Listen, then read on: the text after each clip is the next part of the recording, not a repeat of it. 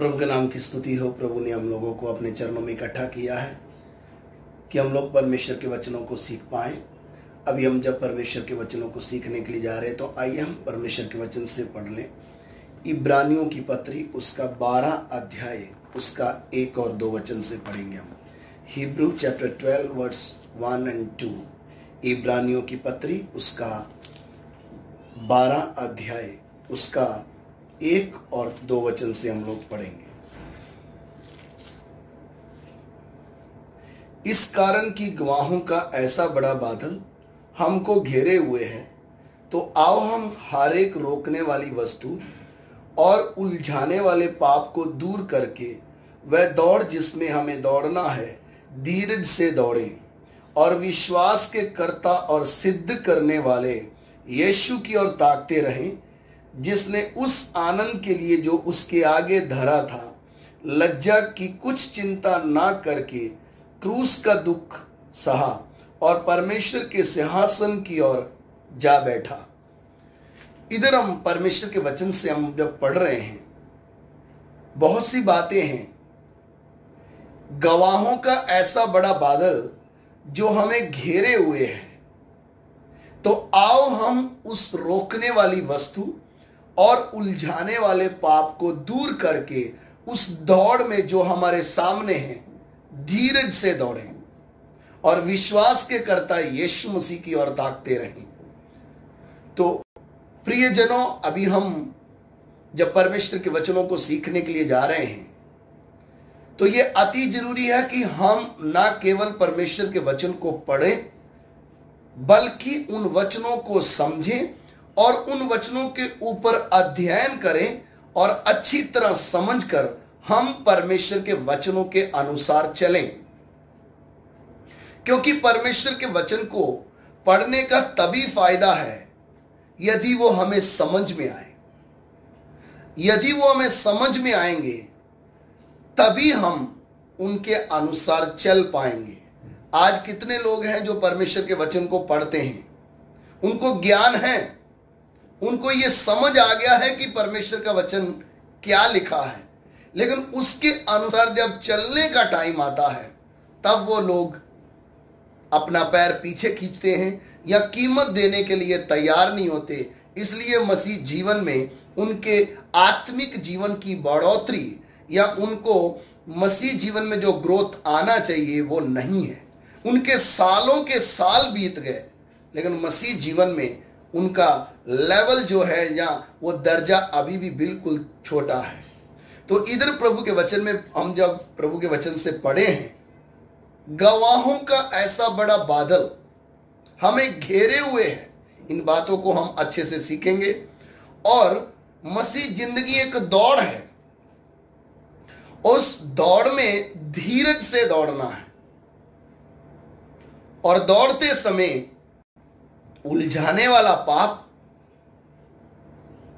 और रोकने वाली वस्तु ये सब क्या है, इन बातों के बारे में हम अच्छी तरह ध्यान से सीखेंगे और हमारी नजर या हमारा ताकना प्रभु यीशु मसीह की ओर होना है।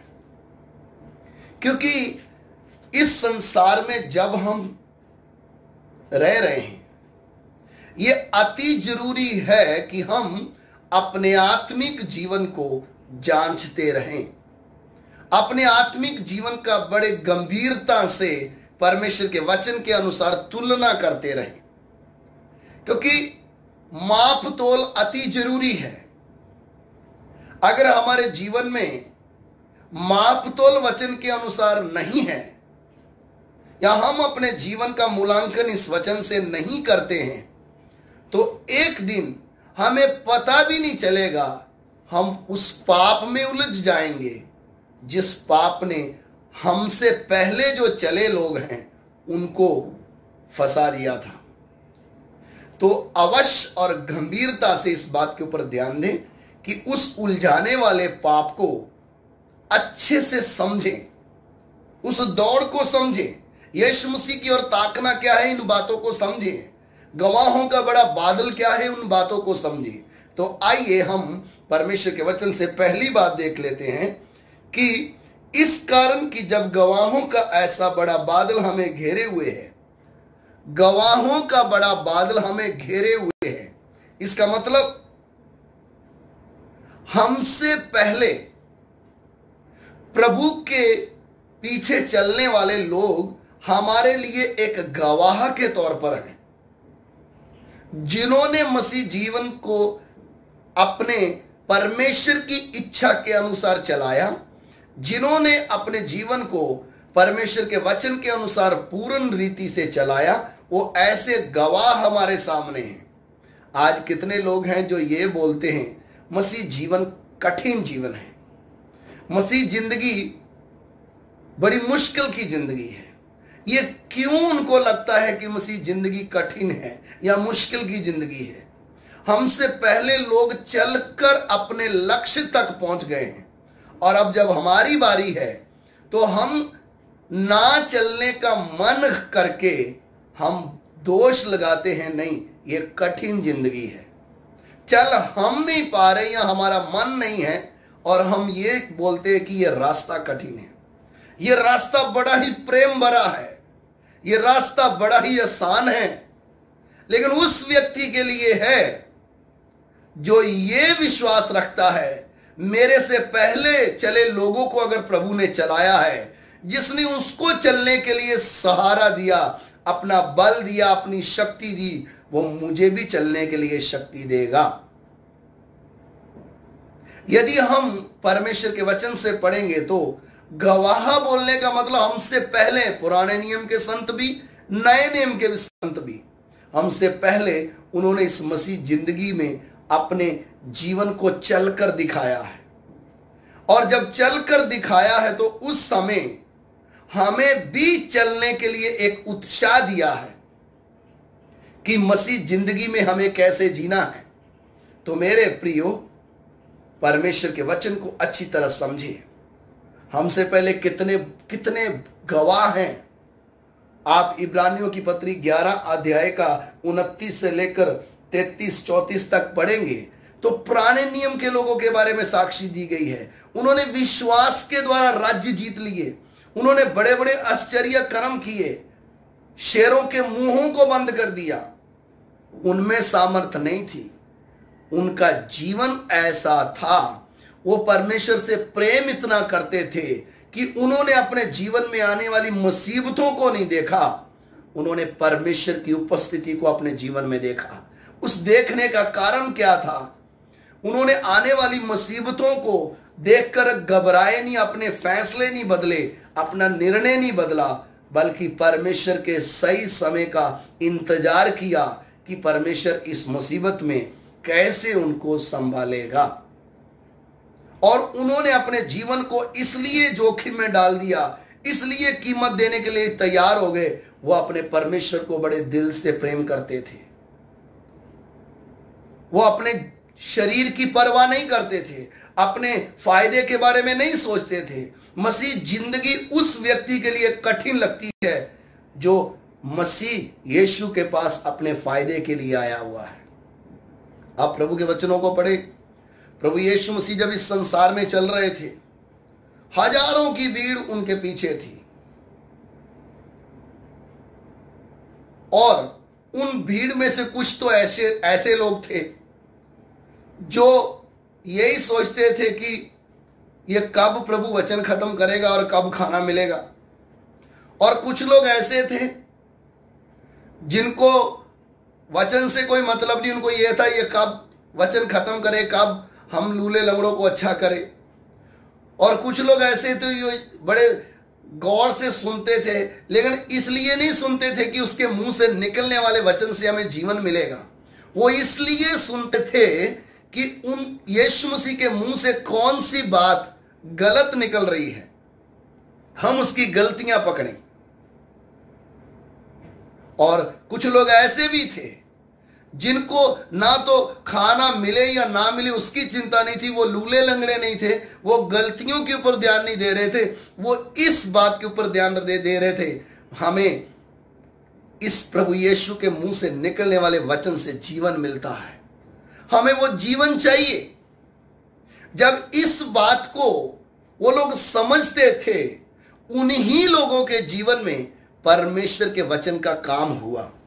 तो मेरे प्यारो, परमेश्वर के वचन को जब हम पढ़ते हैं, सुनते हैं, अगर आप मसीह यीशु के पीछे कुछ फायदे के लिए आए हैं तो आपका लक्ष्य गलत है।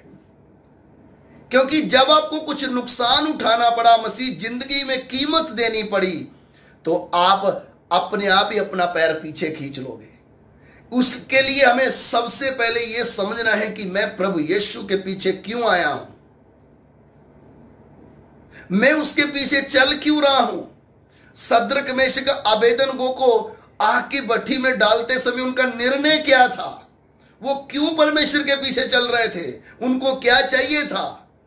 उनको जो चाहिए था वो मिल चुका था, इसलिए उनका निर्णय यह था। हमें समझ में आ गया है हमारा सृष्टिकर्ता परमेश्वर कौन है और वो हमसे क्या चाहता है। उसकी आज्ञा पालन करने के अलावा इस दुनिया में हमें और कुछ नहीं चाहिए। जब ये बात उनको समझ में आ गई, तब जब आग की भट्ठी सामने जल रही थी, राजा, सेना, प्रजा सब उनके विरोध में थे, तब उनका निर्णय यह था, जिस परमेश्वर के ऊपर हम भरोसा करते हैं, जिसकी उपासना हम करते हैं, उसमें ये सामर्थ है, वो इतना सामर्थी है, वो हमें आग के भट्ठे में से छुड़ा सकता है। यदि ना छुड़ाए तो भी हम सड़ जाएंगे, आग में चले जाएंगे, हम हमारे परमेश्वर के विरुद्ध पाप नहीं करेंगे। यही फर्क है असली मसीह और यीशु मसीह के नाम से फायदा लेने वाले मसीहों के बीच में फर्क। यीशु मसीह के पीछे अगर फायदा लेने के लिए आए हैं तो हमारा सफर मसीह जिंदगी में बहुत कम होगा। जिस दिन हमारा मतलब पूरा हो गया, हम अपने हिसाब से छोड़ छाड़ के चले जाएंगे। मसीह यीशु के पीछे में क्यों आना है, यह बात मुझे समझ में आनी है। मुझे उससे कुछ फायदा नहीं चाहिए, मुझे वो जीवन चाहिए, अनंत जीवन जो हमेशा का जीवन है। फिर उस जीवन में चलते समय, उस दौड़ में दौड़ते समय, प्रभु के वचन में लिखा, उस दौड़ को धीरज से दौड़े। मसीह जिंदगी तेजी से चलने वाला जीवन नहीं है कि 2-3 हफ्ते बड़ी तेजी से चले और उसके बाद एड्रेस ही ना मिला। आज कितने लोग ऐसे हैं, जब प्रभु ने कुछ दे दिया तो हालेलुया के नारे लगाएंगे, लड्डू बांटेंगे, क्या क्या करेंगे, लेकिन थोड़े ही दिनों के बाद यीशु के लिए जब दुख उठाने का समय आता है तो वो लोगों का एड्रेस भी मालूम नहीं पड़ता कि वो कहां है। पहले तो चर्च में आगे वाली लाइन में बैठेंगे या प्रार्थना सभा में पहली लाइन में बैठेंगे, क्योंकि कोई तकलीफ नहीं है, एकदम जिंदगी आसान चल रही है, जो मांगा था वो मिल रहा है। लेकिन जिस दिन हमारी मुराद पूरी ना हुई, हमारी इच्छा पूरी ना हुई, हम निराश होकर दूसरी जगह चले जाएंगे। तो मेरे प्रियो, मसीह जीवन की दौड़ को समझने से पहले फर्स्ट पॉइंट हमें यह समझना है, मैं प्रभु यीशु के पीछे जब चल रहा हूं तो कुछ फायदे के लिए या कुछ पाने के लिए नहीं चल रहा हूं। उसने मेरे लिए वो दिया है जो इस संसार में ना तो मेरा कोई रिश्तेदार, ना मेरा कोई भाई बहन, ना मेरा समाज, ना कोई जाति, कोई मुझे वो वस्तु नहीं दे सकता जो प्रभु ने मेरे लिए दिया है। उसने मेरे लिए क्या दिया है? पवित्र लहू। मैं प्रभु यीशु के पीछे क्यों आया हूं?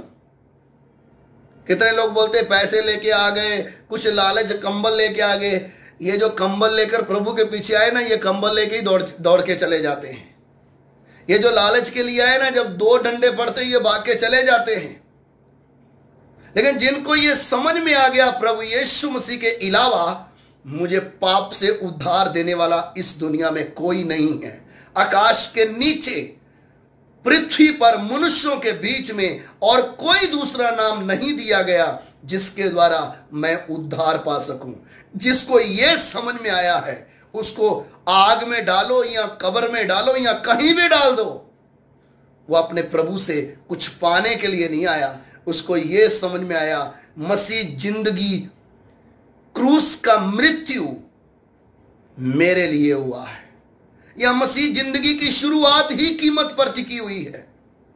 इसलिए वो व्यक्ति जिस दिन उसने यीशु को अपना लिया, वो पहले से ही कमर बांध के चलता है, मुझे कुछ भी प्रभु के लिए कीमत देनी पड़े, मैं चलने के लिए तैयार हूं। तो मसीह जिंदगी एक दौड़ है, इसको बड़ी धीरज से हमें दौड़ना है। कितने लोग जोश जोश में प्रभु में आ जाते हैं, उनको लगता है ये तो रास्ता सही है। मसीह लोग तकलीफ में नहीं है। मेरे प्यारों, अच्छी तरह ध्यान देना, आप परमेश्वर के वचनों को पढ़ें, पूरे इतिहास को पढ़ें। जितने कष्ट में प्रभु यीशु के लोग गए हैं, जितनी मुसीबतों का सामना या जितने दुख कलीसिया ने उठाए हैं, इस पूरे संसार में कोई भी ऐसी जाति नहीं, कोई भी ऐसी कंट्री नहीं, कोई ऐसा देश नहीं जिसने कष्ट उठाया हो। सिर्फ कलीसिया है जिसने यीशु मसीह के लिए अपना घर, पत्नी, बच्चे, परिवार सबों के लिए हानि उठाई है। तो इसलिए इस पहले ही बात को हम अच्छी तरह समझ लें कि मसीह जिंदगी फायदा लेने वाला जीवन नहीं है। कितने लोग मसीह जिंदगी को फायदे के लिए इस्तेमाल कर रहे हैं, एक समय आएगा उनको बहुत भारी नुकसान उठाना पड़ेगा, क्योंकि उन्होंने मसीह जिंदगी को हल्का लिया, उस दौड़ को उन्होंने समझा ही नहीं। मेरे प्यारों, मसीह जीवन किसी को देखकर चलने वाला जीवन नहीं है, कुछ प्राप्त हो गया उन वस्तुओं को देख के चलने वाला जीवन नहीं है। मसीह जीवन की दौड़ रोज अपने आप को जांचने की दौड़ है। मैं कहां तक पहुंच गया हूं? मैंने जिस दिन उद्धार पाया, उसके बाद बपतिस्मा लिया, पवित्र आत्मा का सामर्थ पाया, अब मैं आगे चल कैसे रहा हूं? मसीह जीवन चलने का जीवन है। कितने लोग इतने में खुश है हम प्रभु में आ गए।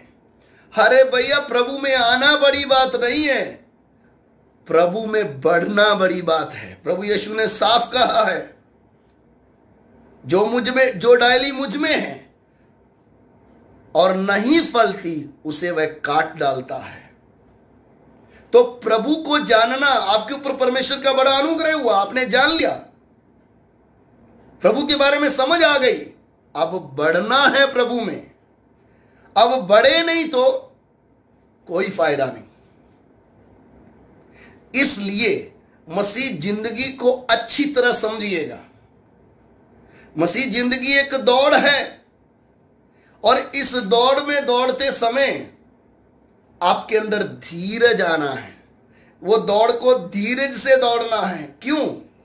रुकावटें आएगी, मुश्किलें आएंगी।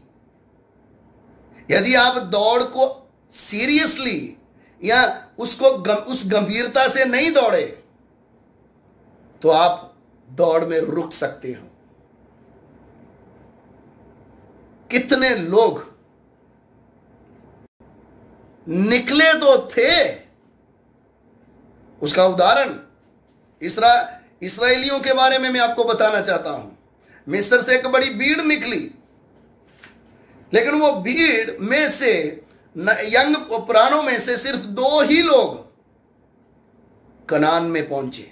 उसका कारण क्या था? ये जो भीड़ थी, ये समझ ही नहीं पाए परमेश्वर की योजना हमारे लिए क्या है। आज 100 में से 90% लोगों को ज्यादा मसीह जीवन में प्रॉब्लम किधर है?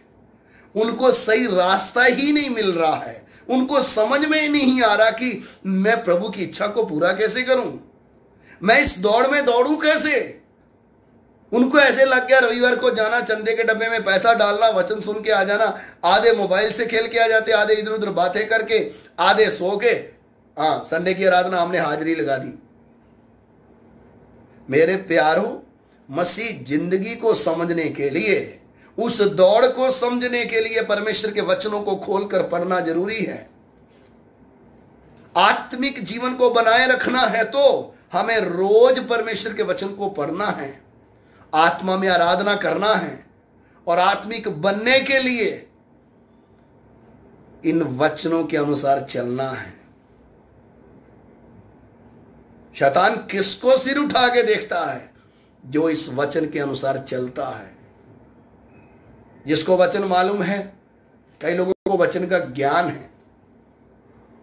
ज्ञान और सामर्थ, ये दोनों में फर्क है।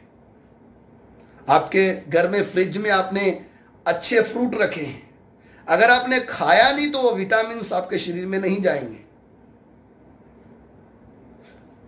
आपके घर में है, आपको मालूम है आपकी फ्रिज में बहुत कुछ है, लेकिन आपने उनको खाया नहीं है। सेम ऐसे लोग हैं जिन्होंने बाइबल 2, 4, 5 बार पढ़ ली है, उनको ज्ञान है कि परमेश्वर बोलता तुमने चोरी नहीं करनी, झूठ नहीं बोलना, नशा नहीं करना है, व्यभिचार नहीं करना है। फिर भी ज्ञान होने के बाद भी वो ये सब काम करते हैं। उसका कारण क्या है? ये वचन को सिर्फ ज्ञान के तौर पर स्टोर करके रख दिया, जैसे फ्रिज में स्टोर करते हैं। अगर ये वचन को खा लिया होता, अगर इस वचन को अपने जीवन में जगह दे दिया होता, तो ये वचन उनकी आत्मिक जीवन का भोजन बनता और उसके अनुसार चलते और आत्मिक बन जाते। आज कितने लोग हैं जिनको वचन के बारे में ज्ञान तो है, लेकिन उस वचन की ताकत अंदर नहीं है, क्योंकि वचन को जीवन में लागू नहीं किया है। तो इसलिए मेरे प्रियो, परमेश्वर के वचन को अच्छी तरह समझने के लिए अति जरूरी है, जितना हमें मालूम है। आज की दुनिया में लोगों को ज्ञान चाहिए। मैं इस बात के खिलाफ नहीं हूं कि आपको ज्ञान नहीं होना चाहिए, आपको सब चीज का ज्ञान होना चाहिए। इंटरनेट में, बुक्स में, सब चीज में लोग खोजते हैं, लेकिन मैं आपको एक बात बताना चाहता हूं, आत्मिक बनने के लिए आपको इन वचनों के अनुसार चलना है। अगर आपने पूरी दुनिया का भी ज्ञान प्राप्त कर लिया, बाइबल को भी 15-20 बार पढ़ लिया, अगर आपका जीवन वचन के अनुसार नहीं है तो वो ज्ञान का कोई फायदा नहीं। परमेश्वर का वचन हमें इसके अनुसार चलने के लिए ये हमें दिया है, और इस वचन के अनुसार चलते हैं तभी हमें समझ में आता है हम कितने आत्मिक हैं। हम छोटी छोटी बातों को, जो वचन हमें मालूम पड़ गया, अगर उसके अनुसार नहीं चल रहे तो आप क्या कर रहे हैं? परमेश्वर दुखी हो जाएगा। हम सोचते हैं आत्मिक ज्यादा प्रार्थना करेंगे, कन्वेंशन में जाएंगे, 5 दिन उपवास में बैठेंगे तो हम क्या बनेंगे? आत्मिक बनेंगे। आत्मिक बनने के लिए आपको छोटी छोटी बातों के ऊपर ध्यान देना है। आपको अपने जीवन को वचन के अनुसार स्ट्रिक्टली लेके चलना है। हर वो काम जिससे परमेश्वर दुखी होता है, आपके शरीर में प्रवेश नहीं करना चाहिए। जब हम परमेश्वर के वचन को ऐसे अपने जीवन में लागू करेंगे, हम अपने जीवन को जांचेंगे आज दिन भर में कौन सी बात थी जिससे परमेश्वर दुखी हुआ। आज मैंने प्रार्थना में समय कितना बिताया है, आज मैं कौन से वचन में चूक गया हूं, और कौन से काम मैंने ऐसे कर दिए जिससे पवित्र आत्मा दुखी हो गया है। इतना बारीकी से जब हम अपने जीवन को जांचेंगे, हमें आत्मिक बनने में कोई नहीं रोक सकता है, क्योंकि मसीह जीवन आगे बढ़ने का जीवन है, दौड़ है हमारी, हमारे सामने एक लक्ष्य है। हवा में नहीं दौड़ना या बिना लक्ष्य के नहीं दौड़ना। बिना लक्ष्य के दौड़ेंगे तो एक दिन कहीं और पहुंच जाएंगे। और जो रास्ता हमें अच्छा लगे उसके अनुसार नहीं चलना है, जो रास्ता परमेश्वर ने हमें दिखाया है उसके अनुसार चलना है। तो परमेश्वर के वचन से हमने पढ़ा कि उस दौड़ को धीरज से दौड़े, और आप ओलंपिक्स देखें, दौड़ देखें, तो उनके लिए एक ट्रैक होता है। कितना भी अच्छा दौड़ने वाला हो, कितना भी पुराना खिलाड़ी हो, अगर वो ट्रैक से बाहर दौड़ेगा तो वो आउट हो जाएगा। ऐसे ही मसीह जिंदगी या हमारी आत्मिक दौड़ भी एक ट्रैक में रहकर दौड़ने वाला जीवन है। उस दायरे में रहकर दौड़ना है। ऐसा नहीं है कि हम अपनी मर्जी से दौड़ सकते हैं। हमारी इच्छा तो परमेश्वर की इच्छा के अंदर समर्पित होनी है, क्योंकि जब तक हमें मालूम नहीं था, जब तक परमेश्वर की इच्छा को हम समझे नहीं, हम अन्य जातियों की इच्छा के अनुसार चलते थे। लेकिन अब हमारा समर्पण जीवन, प्रभु के वचन से हम लोग पढ़ लें, पहला पत्रस उसका 4 अध्याय उसका 3 वचन से हम पढ़ेंगे। क्योंकि अन्य जातियों की इच्छा के अनुसार काम करने और लुचपुन की बुरी अभिलाषाओं मतवालापन, लीला क्रीड़ा, पियक्कड़पन और घृणित मूर्ति पूजा में जहां तक कि हमने पहले समय गवाया, यही बहुत हुआ। पहले हमें समय बहुत बर्बाद किया है। आप अपने अपने जीवन को देखें। जब हमें प्रभु के बारे में नहीं मालूम था, हमने अपना समय कितना बर्बाद किया है। लेकिन पतरस क्या बोलता है? जितना समय बर्बाद कर दिया बहुत हो गया। आगे,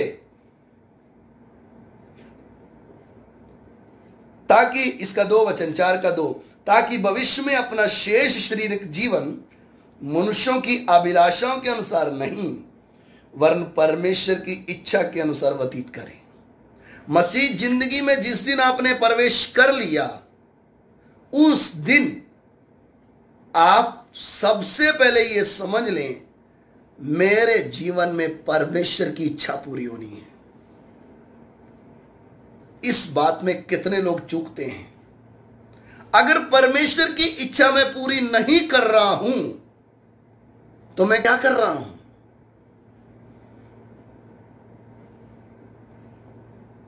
कितने लोग हैं उनको परमेश्वर के वचन के बारे में सही मायने में मालूम नहीं पड़ा है। वो प्रभु में आ तो जाते हैं, लेकिन अपनी ही मर्जी से चलते हैं। जब मन किया तब प्रार्थना करेंगे, आज दिल किया तो वचन पढ़ लेंगे, मन आया तो संडे प्रार्थना में चले जाएंगे, मन आया तो किसी को गवाही देंगे। ये हमारी इच्छा से नहीं होता है। जिस दिन हमें सत्य समझ में आ गया, उस दिन हमने अपना जीवन परमेश्वर की इच्छा में समर्पित करना है। प्रभु, मैं पुराने समय में, पुराना जीवन में बहुत समय गवा लिया है। प्रभु, अब जब मुझे यह सच्चाई पता चल गई है कि मसीह जीवन में मुझे तेरी इच्छा के अनुसार चलना है, और मेरे से पहले गवाहों का ऐसा बड़ा बादल है। कितने लोग हैं जो मेरे से पहले चलकर गए हैं। प्रभु, मुझे उनको देखना है। उनको देखने का मतलब, उनके बारे में जब हम पढ़ते हैं, जब वो चल सकते हैं, तो मैं भी तेरी इच्छा के लिए अपने जीवन को समर्पित करता हूं। प्रभु, मैं भी तेरी इच्छा के अनुसार चलूंगा, चलूंगी। जब एक व्यक्ति ऐसे निर्णय करता है, तब उस दौड़ में वो परमेश्वर की इच्छा से दौड़ता है। तो हमारा विषय है आत्मिक दौड़। उस आत्मिक दौड़ में पहली बात हमने सीखी कि दौड़ एक नियम और कर्म से होती है, और उस कर्म के अनुसार हमें दौड़ना है। और उस नियम की सबसे पहली शर्त क्या है? आगे को हम भविष्य में मनुष्यों की अभिलाषाओं के अनुसार नहीं, अपना बाकी का जीवन परमेश्वर की इच्छा के अनुसार बताएं। तो मेरे प्रियो, इससे पहले कि हम और बातों को सीखें, अपने जीवन को, प्रभु, मैं कहां चल रहा हूं? मैं तुझे जानता तो हूं, लेकिन तेरी बातों को मानता नहीं हूं। मैंने तुझे जान तो लिया है, लेकिन मैं जैसे तू मुझे चलाना चाहता है ऐसा चल नहीं रहा हूं। प्रभु, मुझे तेरी इच्छा को पूरा करना है। प्रभु मैं तेरी इच्छा के अनुसार चलना चाहता हूं। हे परमेश्वर, अब तक मैंने अपनी इच्छा पूरी की है, अब मुझे समझ में आ गया है मसीह जिंदगी में दौड़ना है तो, आगे बढ़ना है तो मुझे तेरी इच्छा को अपने जीवन में पूरा करना है। इसलिए मेरे प्रियो, ये अति जरूरी है कि हम अपने जीवन में एक ठोस निर्णय ले, प्रभु मेरी इच्छा नहीं, मैं तेरी इच्छा को पूरा करना चाहता हूं। आइए अपनी आंखें बंद करें, प्रार्थना में जाएं।